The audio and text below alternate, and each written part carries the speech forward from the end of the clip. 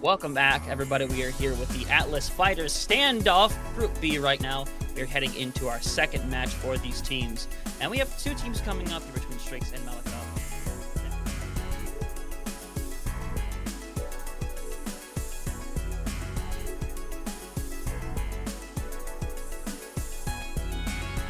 Alright, Sombra hacked us there for a moment, but we are back right now. Strix and Malaka going up against each other in this second matchup. And both teams, different history going between these first matches they had. Strix had a pretty dominant 2-0 performance. Malaka just got off of a map 3 against Shikigami and came up just short right now. But it proves that they have the talent. They just have to fight to get that first win here. Meanwhile, Strix is the one coming in with the momentum.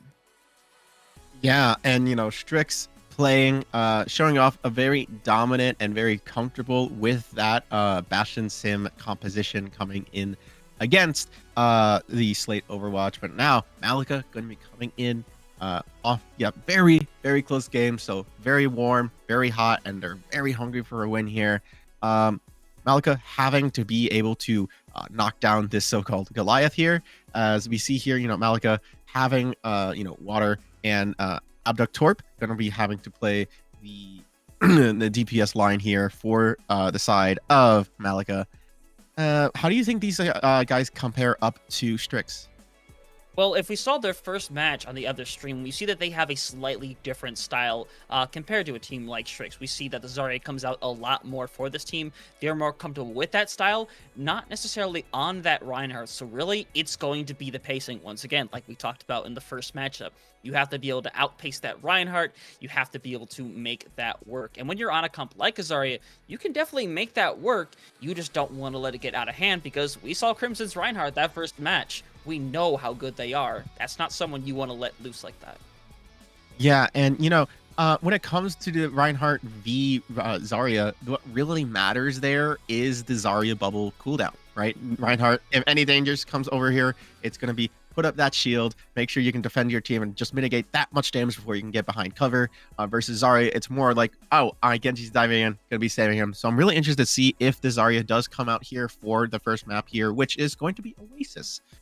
Coming in to the first map here, Malaka versus Strix. As we saw, Strix coming off a hot streak, so really interested to see how they'll be able to play and if they'll be able to keep their momentum going into the next match.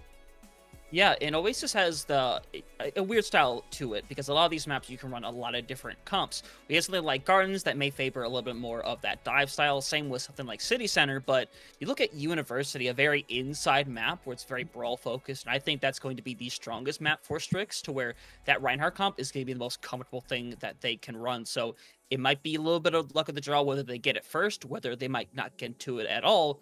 It's really going to come down to, can they get the momentum from going to University first, or maybe they have to potentially shake things up a little bit, or maybe pull the London-esque move and try to force it on these other maps as well. Something I'm going to be looking forward to is who can get to the high ground first, who can control that space first. As we saw in the last series, Strix was able to get to that space very first and able to control it really, really well. So I'm really going to be looking at who's the team who's going to get to that crucial area first. Whether it's on University, on the high ground right there, or it's going to be on City Center on top of the jump pad. I'm really interested to see if which team can get there first and whether or not they're able to hold that space, because that's what's going to be deciding this very first fight, especially when in control. First fights matter a whole lot, and we saw they're very comfortable on that Symmetra as well. So I think you have to give Strix that slight advantage. They're very, very comfortable with it. You'll be able to get to point a lot quicker, and I'm not sure if Malaka is going to repeat that same style with the Symmetra, especially if they are more comfortable on these other rush style comps, like a Zarya, like a Junker Queen, like we saw over there on Flashpoint. That's the kind of comfortability that they're working with. So I think their style might have to be a little bit different compared to Strix, who is going to take that high ground first 90% of the time. So they just have to find a way to outpace that. And, quickly before we load in, as Divinity said, that Orisa comp last game really kind of shook him a little bit and for adaptability here. So I'm wondering if they're going to be able to adapt to the Zarya pick coming out from Malaka, as we are going to be hopping into Oasis for our first map here for the second match for Group B here in the Atlas Fighters Standoff.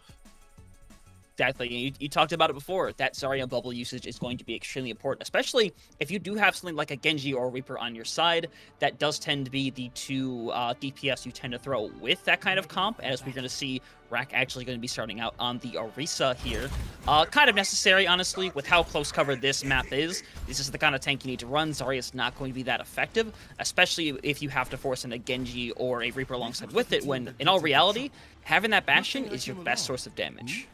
Yeah, and I want to point out on Strix, they did sub in a piece over Bug, so I'm really interested to see what they're going to be doing here for this next match.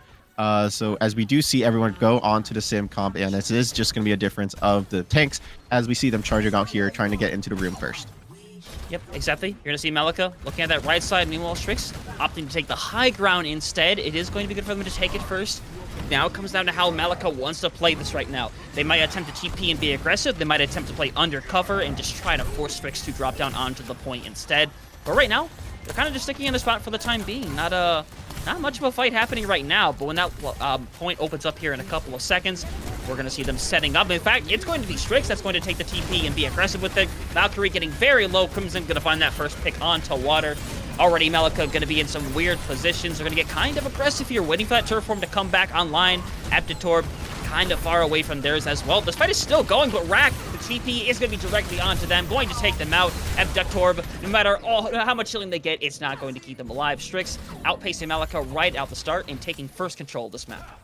Yeah, Strix striking first blood there, getting the first move on their TP, able to TP right on that little ledge there, and just force Malaka to use all their cooldowns before trying to go and execute. And really taking a really nice easy win here, as we do see the Reinhardt swap going to be coming in here, as they are going to just try to force point straight down the middle instead of doing a TP little play. Yep, honestly, it might be the right call. They're going to force the other side of the map, send out the window, and right now they're going to play on the inside. Divinity going to force out the Immortality field. It is going very quickly.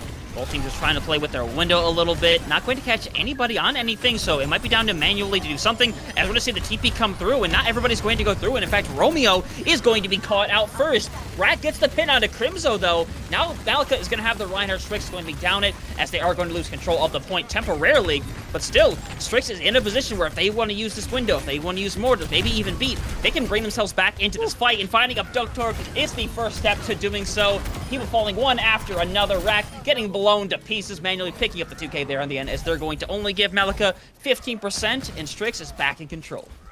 Strix showing off their patience and waiting patiently for their opportunity to come back into this. As you saw, they kind of just played onto the wayside before they were able to just push in and got the picks they needed to be able to pick up into this. And now we see Strix coming in with 4 ultimates. Shatter as well, going to be coming into this as they do TP, and Valkyrie's going to be going low. Yeah, they do have to give up on that for a moment. That Crimson Shadow, though, is ready to go manually. Actually going to send in the mortars first. Rack will be trying to eating away some of the damage. That shield is going to get obliterated, so nothing is stopping Crimson now, except for this wall that's going to come through. And it's a back-and-forth wall. It is a crisscross at the moment. Crimson is now given the opportunity to smack away at the members of Malaka. Managed to find Abductor. They're going to throw in the window just for good measure.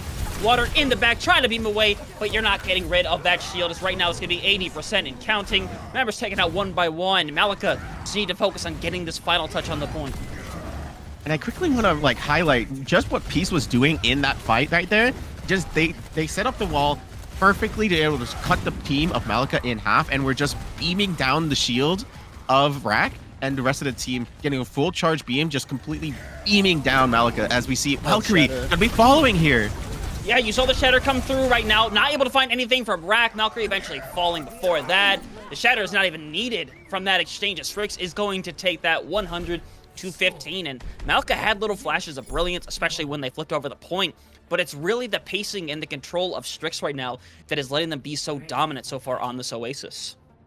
And if you're Malaka right now, I think you just kind of take a breather. You did play well. You were doing the right things there. It's just you had to be able to just close and make it just that much tighter, just as Strix is doing. So again, Strix is the one executing first here, making everything just that much faster. But Malaka, I think you're going to be in good spot. Maybe we see a May one out. It might be Malaka realizing that they can't outpace them, so they want to be able to cut that pace down, especially with the May. You have something like the wall, you have the freeze to slow people down. It can definitely be a pace shifter, and I just wondered how they're going to play this when Strix is going to get this high ground first. Yeah, and I also want to mention, they don't have a Symmetra anymore. So now we have to see how are they going to be able to position well. It's all going to be on Romeo's shoulders here to get this team into position, ready first, and Strix, yet again, going to be getting the first pickoff here. And this fight is over before it even really starts. Rack got pinned. Water just got to drop off the edge. Romeo going to be giving their life over to Manually, who will get out that all charge as well. So Divinity Manually already at 40%, as Strix is going to be starting with this point once again. And in Overwatch, high ground is king. Strix just getting to the high ground there first, able to just dominate and just shoot down onto Malaka. And now we see Romeo swapping onto the Ana. Maybe trying to see if they can get a sleep and just go for a pick here. I don't know if I really like this because now Malaka really doesn't have a good way of rotation outside of this sim now. Yeah, it really comes down to what I said before. I don't know if they want to be able to try to outpace, but it is important that Romeo is going to have an anti-nade, and there is nothing stopping it from being negated. They have no Kiriko, they have no Ana to throw it back, and in fact, FL4 people forcing the Immortality field out. Nobody going to drop, though, as they're going to TP on the other side, force Manually out in the open. Eventually, they're going to slowly drop down, try to trick out the last couple members, and it's actually going to be Divinity going to be throwing in their own window, trying to survive. Crimson being kept up by Divinity at the moment, the healing being very big for them right now, but that shield is going to be getting chipped away, and it's still a back and forth affair. Strix trying to buy their time for the moment. The TP is out, and in fact, the nade's going to come through, force away Crimson. The Immortality field comes back out. It's forced away. They're slept. They're being kept up so well, but you can only keep them alive for so long. The Nano being thrown on top of Rack, and they're going to be taking control of this fight, trying to finish off Peace. They will do so, and they'll eventually take claim to this point. Malaka doing a really good job changing the pace of that, switching over to that that Ana, ended up really paying off for them. 4-man anti into just forcing cooldowns from Strix. This Ana, hush my mouth, man. I guess it really is going to be working out for the side of Malaka. But Strix, now they're able to just be prepared for this, as they are going to be looking for this wall. They have 4 ults, pardon me, going into this next fight. Eyes, they're going to take this middle ground here, and the ults come out. It's really smart for them to take this middle ground right now, as Avertings is somehow going to find Valkyrie. Unsure how they managed to find them with that exchange. It's actually Manually who's going to unfortunately find Romeo in the corner. There was no escaping from that. They find Water as well. It's a 2K from them. They're looking for that third. They're trying to find it. Avertings going to be dropped by Abductor, but it's not going to matter. Avertings will be able to get back quickly, and Strix is going to have 60% in counting, and we're potentially already coming up on that final fight. And something that we haven't talked about is Strix's adaptability. Yes, you can catch them off with these wonky swaps here on the side of Malaka, but Strix, you saw right there, able to just immediately dive and use that ult onto the Ana, having no movement abilities, and just completely clean them out. And also, getting that pick at the beginning, they're just so adaptive to these comps that they are able to make their composition work and just adapt really fast. But the anti-nade going to be coming out. The anti-nade came out, but you also saw Rack speared away the Shatter. Crimson lost that, and Crimson lost that in the process of that fight. And now it's going to be Strix slowly losing members. The nice spear coming through on Peace, taking them out of this world, as Malaka is going to be able to cap with a 98% over on Strix. And Strix used all of the remaining ultimates they had during that fight, so Malaka are going to have quite an advantage coming up on these next couple of fights. Malaka popping off here, Rack showing off why he is the Horse King. As we are going to be seeing Strix here, not having any ults, so see if they can take a fight and take a fight win here with no ultimate economy going here, as they're going to be trying to make a rotation off wide, trying to go here by this highway. See what they can do here. It is going to force people to start dropping down from the high ground of Malaka right now. Crimson is trying to go away for the moment. As we see the pin coming into the back, they are going to TP behind, going to force a lot of people to move off to the side. Manually going to be the first to drop. The Immortality field fell directly afterwards. So now Malaka in a really good position to potentially win this fight. They just have to get rid of Avertings, and Avertings is gone from this fight. Divinity up top right now. They're holding really good here, as Abductor does not want to let any of them live. They're going to force their way up their piece. Going to be found Divinity trying to keep themselves up. Crimson as well. This is the 2-man dream team that is trying to keep the dream still alive to finish this out 2-0. But right now, they need to worry about being able to force the overtime on this point. Trying to find picks manually is going to have. They're all ready to go right now. Malaka, though, Romeo having that nade, having that nano, trying to find the follow-up, and Strix is fully falling back into favor. It's falling apart at the final hour for Malaka, who had the ults ready to go, just couldn't get them up in time, and Strix winning that fight, and they are going to be winning this map here 2-0 on Oasis. Wow, Strix bring it back there at the very end.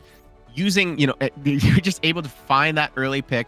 And we saw a Vertic. He was able to just go onto the backline, force not only the immortality field, but able to get the pick onto the Baptiste, completely shutting down massive healings for the side of Malaka, and just was able from there, the team were just able to just clean up and get the picks as they needed to. And then they were able to fill up the point.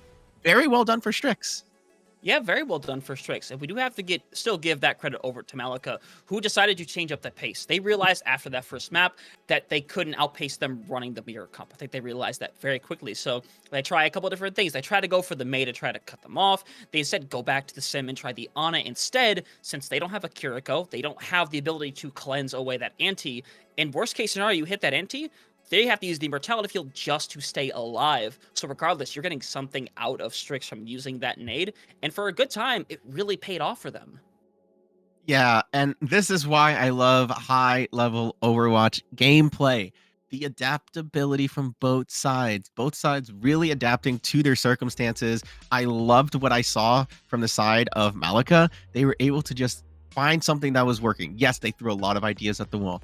Like you said, with that Mei, with that Ana. But once they found their groove, they were just absolutely running it with that team. You saw how they were doing. Once they flipped that point, they were able to completely shut down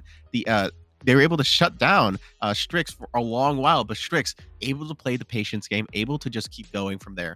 So I'm really impressed with what Malaka has done so far, and I cannot wait for the next map. Yeah, exactly. It's going to be extremely exciting seeing what we're going to be going into next, because next up, regardless, is going to be hybrid, and it's a different style of map right now, depending on where we go to, but a lot of it is pretty preferable to a lot of these Brawl style comps. I think Rack might be coming back out with that Orisa, especially if we see something like we saw in our last match with Midtown. I think the Orisa is extremely powerful there. I think King's Row is also a very good option for that as well. I think right now for Malaka, I think their goal right now is try to force Strix out of their comforts. They really love this Ryan Sim comp. They want to try to stay on it for the longest time. Malaka is trying to do everything they can to either force them off of it or just make it so uncomfortable to where they can't run their normal strats. And I think that's just their plan here going into this next map. Yeah, and if you're Malaka, you gotta watch out for the backline of Strix. Divinity and Vertings have just been such a dominant force in this game, getting picks after picks, able to just completely flip maps off of them. So I'm really, really excited to see what these two players can do, and if Malaka can be able to adapt to that. And this game, a lot of adaptability coming in. So I want to see Ryan comps. I want to see Orisa comps. I want to see them do well, as we are going to be going over to Eichenwald.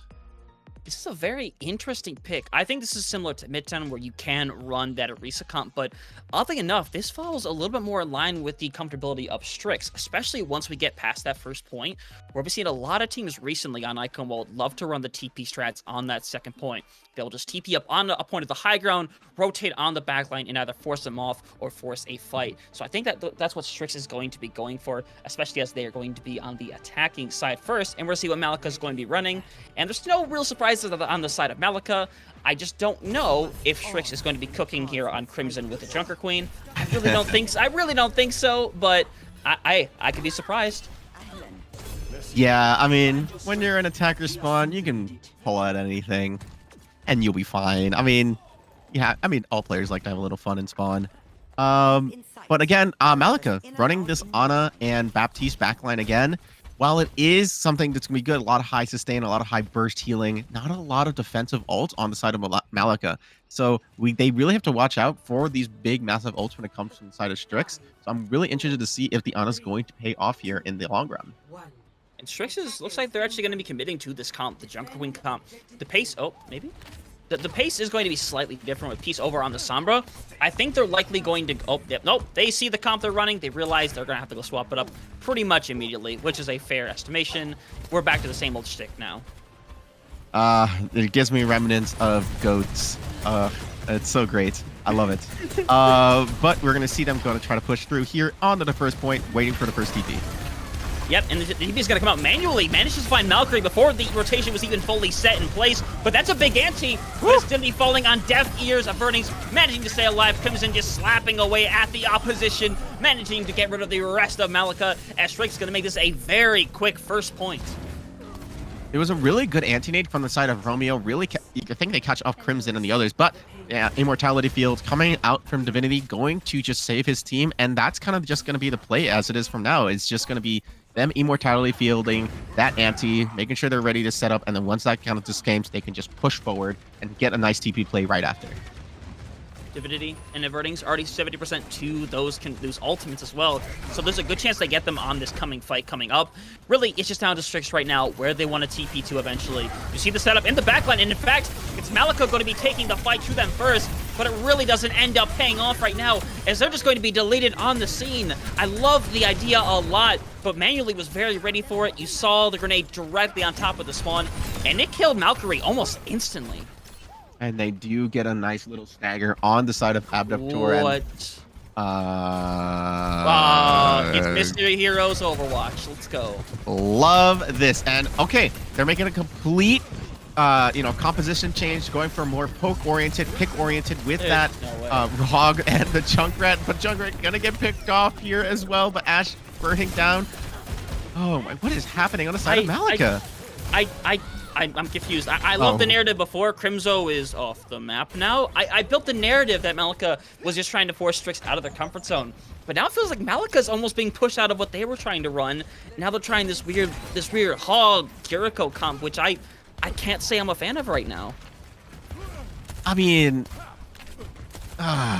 it's cool. Let them cook. That's all I got. Just let them cook. Maybe Water gets a nice pick early here, but I don't know about that one, boss. They're trying to stay alive. The Immortality Field gets forced out. It'll last for a moment. And right now, they want to try to push. They're going to use the beat to try to survive. There is a trade, though. Water does manage to find Manually. They get a nice little trade. Divinity popping from out of nowhere. It's a horror movie showdown right there, coming up from out of nowhere, getting rid of them. The wall going to come through.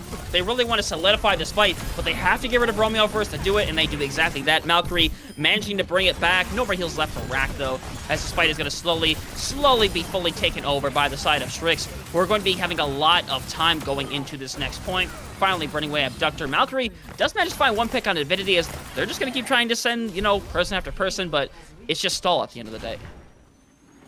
And, I was, of the opinion, I was saying that they should adapt really well. Not this hard. Malaka. But they are going to be coming up on 3 ultimates, almost on 4 here with Rack's ultimate as well. But Crimson has that shatter with no shields coming up from Malaka. It could be really big if Mallory gets caught. If not, Mallory can just Suzu them. But we'll have to see how the shatter is going to be going. That's how Strix is going to be opening this match here, as we see the Kitsune going to be opening up this fight. Yep, going to be starting out. You're going to see the TP come out. They're actually just going to try to completely avoid it. They don't want to take that fight, despite having kind of the compositional advantage. They just really don't want to press this fight away. But now with that gone, the Shatter is going to be coming out. Crimson, though, is going to get thrown into the back rooms, never to be seen again. They are still alive for the moment, though. They don't want to use that Shatter quite yet, but Manually managed to find 2 of their own. Now they're just going to run down the last remaining members of Malaka, who used a lot of ults just to try to hold them back here, so they're just gonna have a window going into the next fight. And Crimson, don't do it to him, Crimson. Please don't. No, Crimson! You and can't there's the Suzu, but they can't. Okay. Oh, I don't know what I'm watching anymore, Kaylee. I don't know anymore. I'm in love though. I love entertaining matches like this. Bring me more weird comps. Oh. I feel like I'm watching the Chengdu Hunters versus the San Francisco Shock. That's what I'm feeling like right now. We're brought back to 2019. That's what I'm feeling like right now, which is a fun feeling. I don't know if it feels that good for Malaka, though. That is just throwing a lot at the wall, and very little is sticking, especially when Strix, look at that, 3 minutes, 44 seconds in that time bank for them. I just don't know how to fully describe that right now. It's just, that's brutal. It's very unique compositions aside. I think Strix really just sticking to their game plan, making sure that they feel, they stick to their game plan, keeping the TP plays. They have been absolutely consistent and dominant with that kind of TP plays they've been showing off, getting the positional advantage as fast as they can, making sure they can do that. We do see Doomfist. They're having fun now, I believe. Don't know. So, okay. So when it comes to Doomfist compositions, they're going to be playing a little more of this dive slash poke. You have the, the Flyers comps with Peace on the Echo, and the Mercy going to be pocketing them as well. Divinity on the Ana going to get pocket 2 Crimson on the Doom, and we do have these nanos coming out. So I'm wondering to see if Malaka is able to kind of contest with this dive. That is going to come from Strix, and with the May, I think that they'll be able to do so. Yep, they're going to be able to cut people off from that wall like that. You're going to see Crimson get a little aggressive to start things out right now. I'm not finding anything. As actually, Rack is going to get slept before they manage to find the full committing of the pin. Meanwhile, Crimson is the one that fully committed and is going to pay for it at the end of the day. Being taken out, it's now the 5-4. They just want to run down Divinity. Eventually taking them out, this map, this point is going to slowly fall in their favor, trying to catch the Echo and the Mercy out of sync, but it looks like they are going to be able to capture this first point without too much trouble, and I just want to wonder how long Strix is going to try to cook this for. Yeah, it's not orthodox to what we've seen already, but we cannot discount what their composition can be. I mean, this is a very strong composition, as we see right here. Echo is already, it's such a super strong character just right now, as Peace is going to get that pick onto Rack. But again, they're building their ult really fast. Peace has their ultimate already. Duplicate's going to be coming in. I'm still questioning this a little bit. Oh, no! I didn't even notice that sleep. It was a really good sleep after Ductor really wanted to try to go for that shot. Really wanted to try to go for the backline, just really couldn't find it. Oh, manually, you're doing them so dirty right now.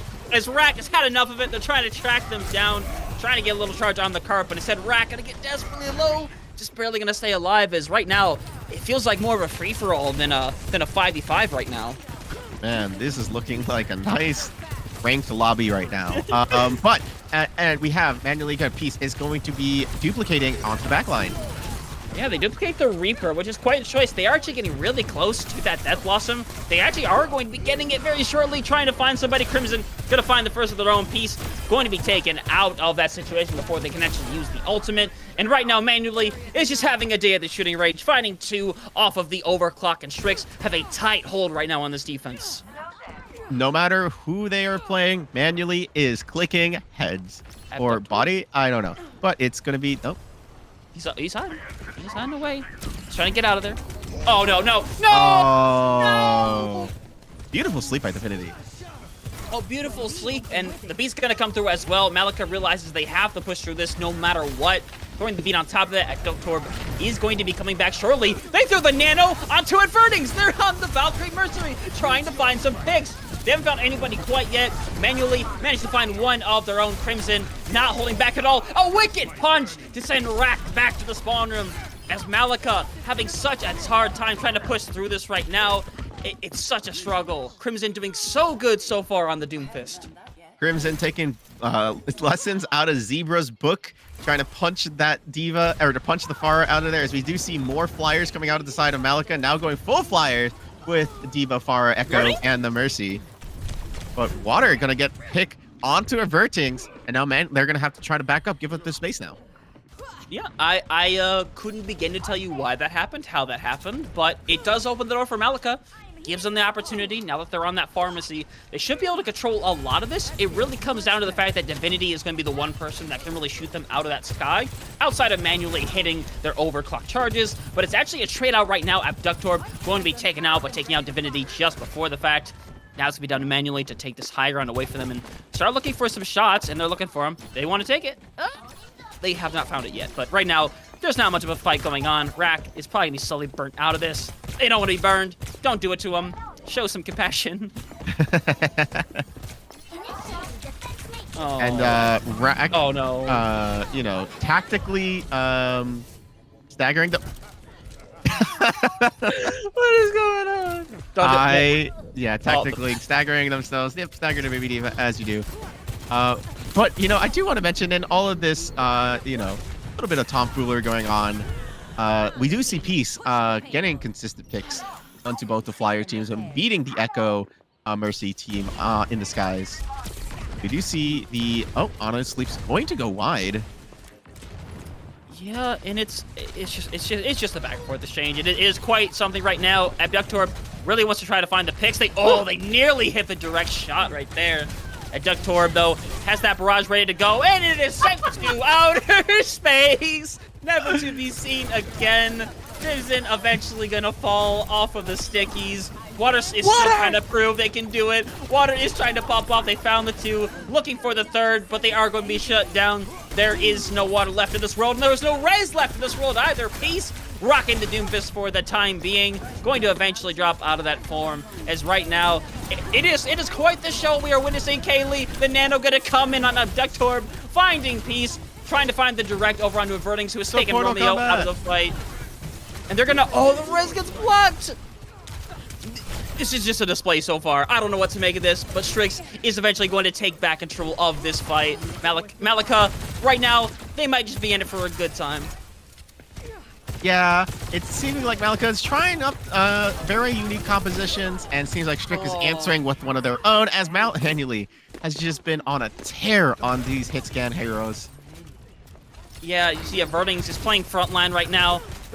Right now, the Mercy playing the front line. You have the overclock ready to go. The Nano comes in on Avertings. They are going to get anti though, so no healing available for them. Rack is on the Doomfist of their own. They have that all ready to go. And we'll see how they try to engage on this right now. It's a trade out. Crimson managing to get rid of Abductorb out of the sky manually. They just been clicking heads this entire time. They are doing fantastic on this Sojin. So Valkyrie deleted from this world, manually finding that pick, as right now Malaka has 1 fight left, and at this point, I'm not sure what they're gonna do with it. No, I would love to see the chat and how that's going right now from our observer team. But we see one last push coming off from Malaka. They don't have any ults coming into this ready. Maybe they have the Nano to be able to maybe touch here, but it looks like they're just trying to punch each other in the sky. Try to give each other high fives as they do on this side. As it's going to be cutting down, as they do get the touch off, but Manuel is going to be shutting down Valkyrie, shutting down their one ultimate that they had. Rack? Well, Rack and Water decided they wanted to visit a place not called Eichenwald. They wanted to go to Hollywood, bought a plane ticket to the wrong place, and you've definitely found yourself in the wrong place as Strix find themselves another nice 2-0 in honestly, I will say very different fashion from that first match. Oh boy. Yeah, I think we saw a lot of unique team compositions come out from both sides of Strix and Malaka. Malaka going from kind of the Orisa gameplay from the TP and going to that Flyers comp at the very end there. And then Strix as well, flexing off the Doomfist, really showing you the hero pool that they had there at the end. But Strix going to be taking it now, 2-0. And now we're going to be going on and looking into the 3rd series.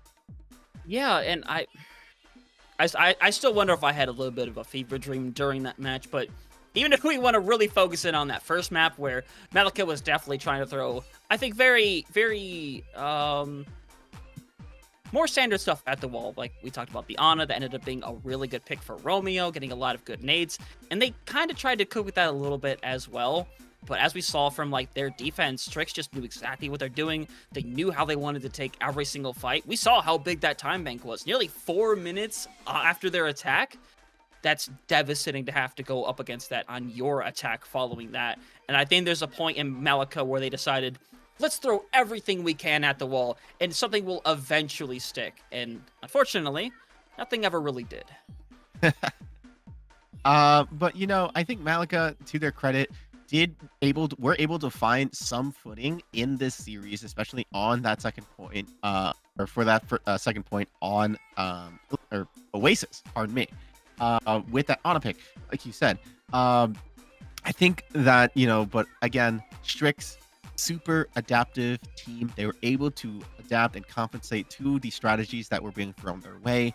We saw that they even went to a Doomfist to be able to counteract that Ana play. Really, if they're going to be playing Ana, you should really go and play dive, try to get that Ana pick as much as possible, because once that sleep is gone, they really don't have any availability to that. But I think it was a very enjoyable second match here for the side. So if nothing else, Malaka, you have put on a show. GG's to you and Strix, as they are going to be preparing for their 3rd match against Shikigami.